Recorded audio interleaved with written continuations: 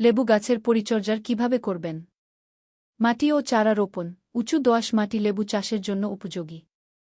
চারা লাগানোর সময় মাটি ঢিলা ও ঝুরঝুরে করে নিন।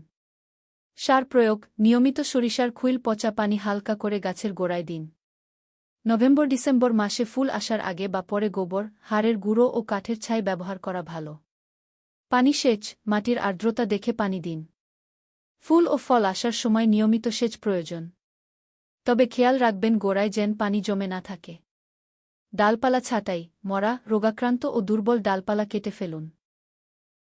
গাছের মাঝখানে আলো বাতাস প্রবেশের জন্য অতিরিক্ত ঘন ডালপালা ছাঁটাই করুন, এতে গাছের সুষম বৃদ্ধি হয়। রোগ ও পোকা দমন। লেবু গাছে ছত্রাকনাশক স্প্রে করা জরুরি। মিলিবাগ বা পিঁপড়া দমনে নিম তেল বা সাবান পানি ব্যবহার করা যেতে পারে। ফুলের যত্ন। ফলের গুটি ঝরে পড়া রোধ করতে গাছের গোড়ায় পানি সেচ দিন এবং নিয়মিত পরিচর্যা করুন।